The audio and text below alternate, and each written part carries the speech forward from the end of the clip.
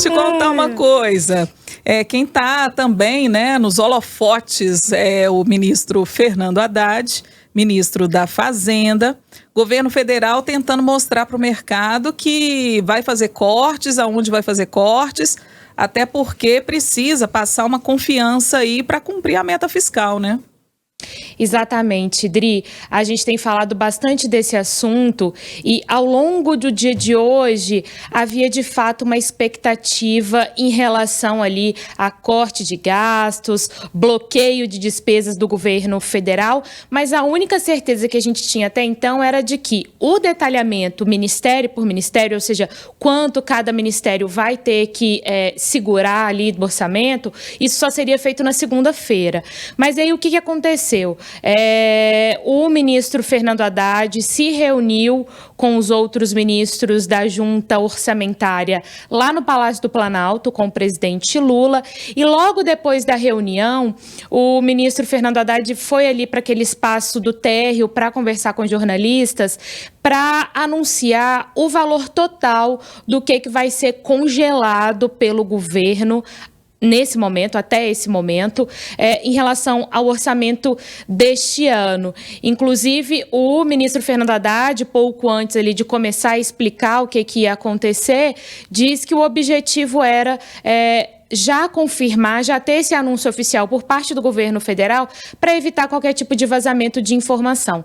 E aí, o que ele disse para a gente? Olha, 15 bilhões congelados. Desses 15 bilhões, 11 bilhões bloqueados e cerca ali de 4 bilhões contingenciados. E aí, quem está nos acompanhando pode perguntar, mas qual que é a diferença das duas coisas, né? A gente não está falando ali de uma restrição do orçamento exatamente. Tanto contingenciar quanto bloquear, a gente está falando em congelar e não poder utilizar, ainda que temporariamente, aquele recurso. Porém, quando a gente fala de contingenciamento, a gente está falando de recursos que podem ser liberados se o governo perceber que está arrecadando mais do que estava esperando. Por quê? O contingenciamento ele é anunciado quando a receita ali não está indo no ritmo que o governo está esperando. Então, portanto, tem essa confirmação já de bloqueio, de corte de gastos, não necessariamente gastos, né, mas enfim, de despesas que estavam inicialmente previstas. O detalhamento, como eu disse, de quanto cada ministério vai ter que cortar, a gente só vai saber na segunda-feira, mas aí eu queria chamar a atenção para dois fatos em relação a essa confirmação de hoje desse bloqueio de 15 bilhões, esse congelamento de 15 bilhões de reais. Primeiro, né, a gente vem de uma semana e de semanas também, as últimas semanas, em que falas do presidente Lula a respeito da não necessidade de corte de gastos, né, terem repercutido negativamente no mercado. Então, por exemplo, quando ele vem na entrevista da Record dizendo que não é obrigado a cumprir com a meta se o país tem outras prioridades de investimento, e isso repercutiu mal, mas aí vem hoje o governo dizendo, olha, tudo bem, né? O presidente Lula tem dito isso, mas na prática agora, oficialmente, a gente vai sim precisar anunciar esse congelamento.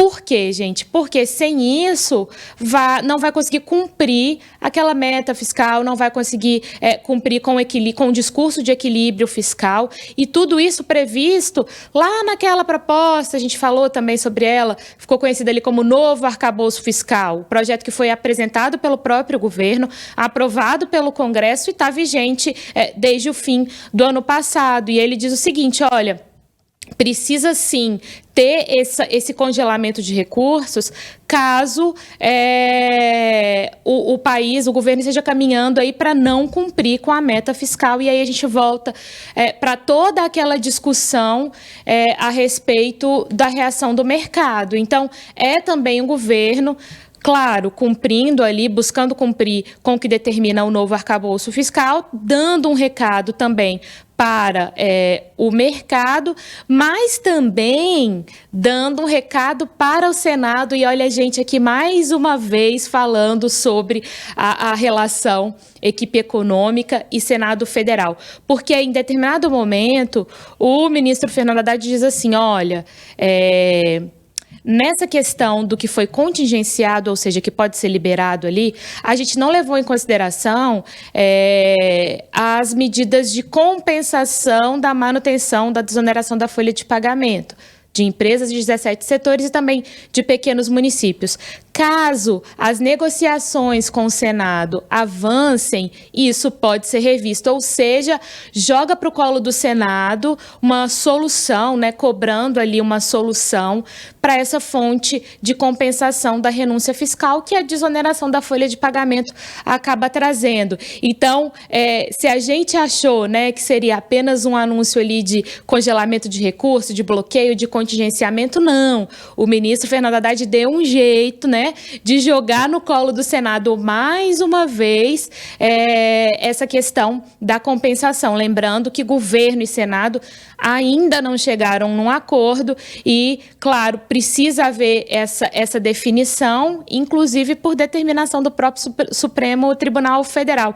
Então, gente, tudo mais uma vez interligado, um anúncio oficial, né, tendo em vista uma regra fiscal que precisa ser cumprida, mas com vários recados, seja para o mercado, seja para o Senado, para o presidente do Senado, Rodrigo Pacheco, seja, né, para dizer, olha, beleza, esse é o posicionamento do presidente Lula, mas na prática a gente está tendo que bloquear, enfim, vários recados, gente, e agora fica a expectativa para segunda-feira, porque aí sim, né, vai se tirar mais da pasta da saúde, da educação, mas e os investimentos que são considerados prioritários? Aí a gente entra numa nova fase de discussão desse bloqueio de recursos, né? E aí, Larissa, me permita fazer uma observação e, na sequência, uma pergunta para você. A gente estava comentando aqui nos bastidores o quanto que essa foto, né, que o presidente Lula utilizou ali junto com o ministro Fernando Haddad, a ministra Simone Tebet, ficou bonita. Todos ali alinhados, até numa mesma paleta de cores, mas o detalhe que importa nem é esse.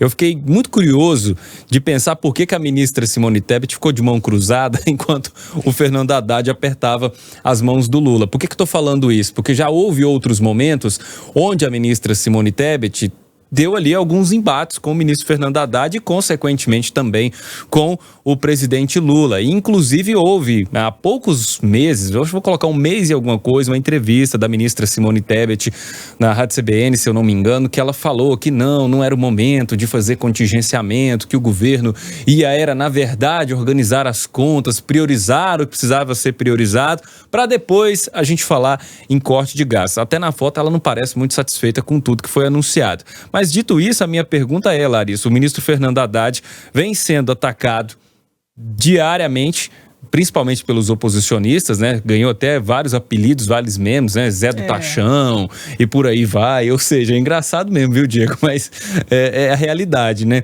E além disso, nós temos agora a crítica da própria base, porque se você for olhar aqui, e eu que estou acompanhando de perto já há algumas horas, a reação da esquerda de modo geral com esse anúncio do Fernando Haddad foi quase como que falar assim, voltamos com o Paulo Guedes.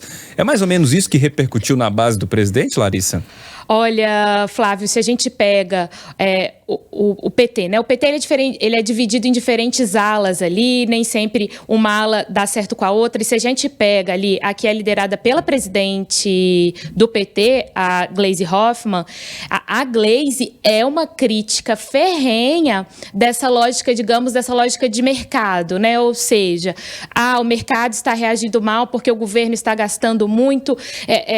Ela é uma crítica, ela tem uma crítica muito forte a esse tipo de discurso, né? Então, toda vez que veio à tona algum debate e aí o mercado foi colocado nesse lugar superior e que precisa ser respeitado para dar uma reação positiva, enfim, ela criticou. Então, se a gente pega essa ala, eu nem vou dizer mais radical, mas tá bom, vamos colocar nesses termos assim para facilitar a compreensão.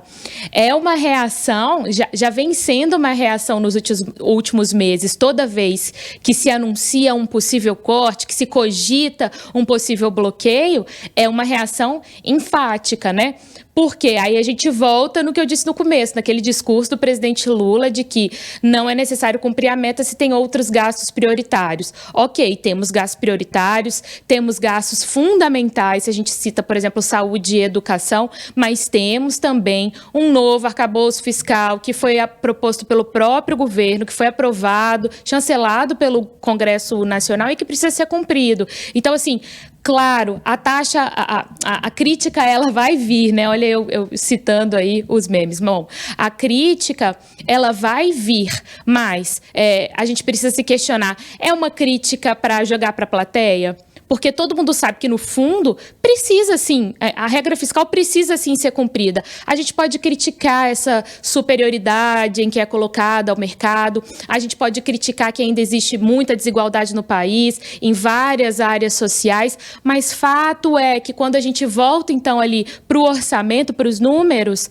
é a nova regra fiscal que está mandando, né? Então, isso precisa sim ser levado em consideração. As críticas, elas precisam ser interpretadas de uma outra forma, porque não basta falar, não vamos cortar, não vamos bloquear e vamos continuar do jeito que está. Porque as coisas não são assim, né? Mas, Flávio, é interessante observar isso sim, porque em vários momentos, e a gente pode citar, por exemplo, taxação das blusinhas, né? Vinha ali aquela crítica ferrenha, mas depois, quando se pensou, será que a taxação das blusinhas pode ser uma fonte de compensação para desoneração?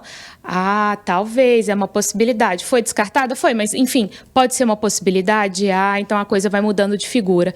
Então, é observar, num primeiro momento, vem a crítica e depois a reflexão, e aí coloca-se na balança o assunto, ou de fato vai sustentar aquilo e vai continuar brigando dentro do próprio governo, afinal de contas, muitas vezes a gente está falando, né, de integrantes do PT, e como que isso pode ser prejudicial para o próprio governo, né? Acaba fazendo ali um fogo amigo, incentivando críticas a um ministro, a um integrante do próprio partido, e isso só prejudica como um todo, no final das contas, o governo federal, né, gente?